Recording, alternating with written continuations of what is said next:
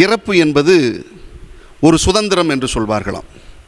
இறப்பு என்பது சுதந்திரம், ஒரு விடுதலை. ஆனால் அந்த சுதந்திரத்தை யாரும் வேணும்னு கேட்குறதே கிடையாது. ஐயோ எனக்கு வேணாம், எனக்கு வேணாம் என்று தான் சொல்லுகிறார்களாம்.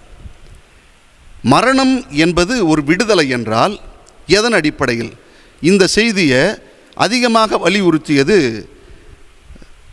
கிறிஸ்து வாழ்வதற்கு முன்பே வாழ்ந்த பிளேட்டோ அவர்கள் சொன்னது. ஏன்னா அந்த மரணம் என்பது ஒரு மகிழ்வான நிகழ்வு, ஒரு மகிழ்வான செய்தி. ஏன்னா விடுதலை அடைகிறது அப்படின்னு சொல்லிட்டு அவர் என்ன சொல்கிறாரு, இந்த உடல் என்கிற கூண்டிலிருந்து ஆன்மா என்கிற கிளி பறந்து அது ஆண்டவனோடு சங்கமிக்க போகிறது, இறைவனோடு சங்கமிக்க போகிறது. அதனால் இது ஒரு மகிழ்வான நிகழ்வு, இது ஒரு விடுதலையான நிகழ்வுன்னு புனித தாமஸ் அக்வினாஸும் இந்த செய்தியை சொல்வாராம். மரணம் என்பது ஆன்மாவை இந்த உடல் பந்தத்திலிருந்து விடுவித்து, மரணம் இந்த உடல் பந்தத்திலிருந்து ஆன்மாவை விடுவித்து இலக்கை நோக்கி பயணித்து இறைவனோடு தன்னை கையளிக்கிறது என்று சொல்கிறார். மரணம் என்பது ஒரு பயம் அல்ல, ஒரு அழிவு அல்ல, மீண்டும் இறைவனோடு சங்கமிப்பதற்கான ஒரு விடுதலை பயணம்.